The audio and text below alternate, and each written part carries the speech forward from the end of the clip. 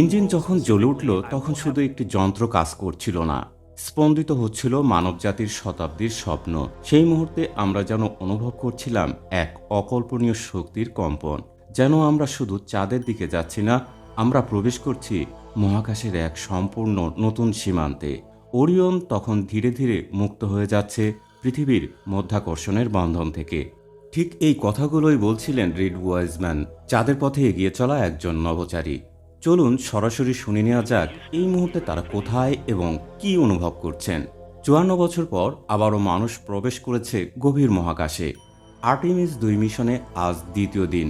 Orion spacecraft এখন পৃথিবী থেকে কয়েক লক্ষ মাইল দূরে ছুটে চলছে, নিঃশব্দ অথচ অবিশ্বাস্য গতিতে। বাংলাদেশ সময় অনুযায়ী আজ ভোরে ওরিয়ন তার প্রধান ইঞ্জিনটি প্রায় ৫ মিনিট ৫০ সেকেন্ডের জন্য জ্বালায়। সৃষ্টি হয় এক প্রচণ্ড ধাক্কা, যাকে বলা হয় ট্রান্সলুনার ইনজেকশন। এই এক ধাক্কাতেই তারা পৃথিবীর কক্ষপথ ছেড়ে চাঁদের পথে স্থায়ীভাবে যাত্রা শুরু করে। মিশন কন্ট্রোলের সাথে কথোপকথনে ওয়াইজম্যান বলেন, ইঞ্জিন যখন চালু হলো আমরা যেন এক অকল্পনীয় শক্তির স্পন্দন অনুভব করছিলাম। মনে হচ্ছিল আমরা শুধু চাঁদে যাচ্ছি না, আমরা মহাকাশের নতুন এক সীমান্তে প্রবেশ করছি। ওরিয়ন এখন সম্পূর্ণভাবে পৃথিবীর কক্ষপথ মুক্ত। কিন্তু এই যাত্রা শুধু প্রযুক্তি নয়, এটি অনুভূতিরও। মহাকাশচারী জেরেমি হ্যানসেনের একটি কণ্ঠস্বর ইতিমধ্যেই ভাইরাল।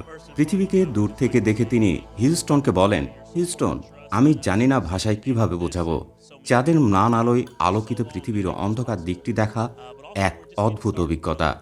আর মেরু অঞ্চলের অরোরা, মনে হচ্ছে পুরো পৃথিবীটা যেন এক জীবন্ত নীল আলোর কোণা। Outstanding. We have you loud and clear. How about us? এই সৌন্দর্যের মাঝেও থেমে নেই দায়িত্ব। ক্রিস্টিনা কোস এবং ভেক্টর গ্লোভার ব্যস্ত হয়েছেন ওরিয়নের লাইফ সাপোর্ট সিস্টেম পরীক্ষা করতে, বিশেষ করে এয়ার রিভাইলাইজেশন সিস্টেম, যা তাদের বেঁচে থাকার জন্য সবচেয়ে গুরুত্বপূর্ণ। কিন্তু মহাকাশের সবচেয়ে বড় চ্যালেঞ্জগুলোর একটি মানবদেহ নিজেই। জিরো গ্র্যাভিটিতে হাড় ও পেশি দ্রুত দুর্বল হয়ে যায়, তাই প্রতিদিনই কঠোর অনুশীলন করতে হচ্ছে তাদের। এক সাক্ষাৎকারে ক্রিস্টিনা বলেন, আমাদের শরীরকে সচল রাখতে ফ্লাই হুইল ডিভাইসে নিয়মিত অনুশীলন করতে হচ্ছে।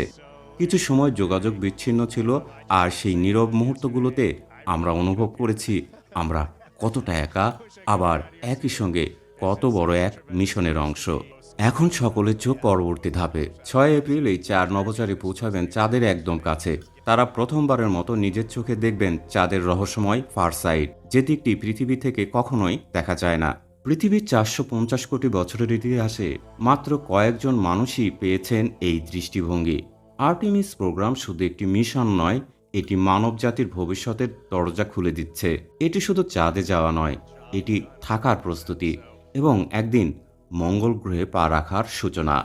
আর্টেমিস মিশনের পরবর্তী রোমাঞ্চকর মুহূর্তগুলো জানতে, দেখতে এবং বিজ্ঞানের আরও তথ্য পেতে এই চ্যানেলটিকে ফলো অথবা সাবস্ক্রাইব করে সাথে থাকতে পারেন।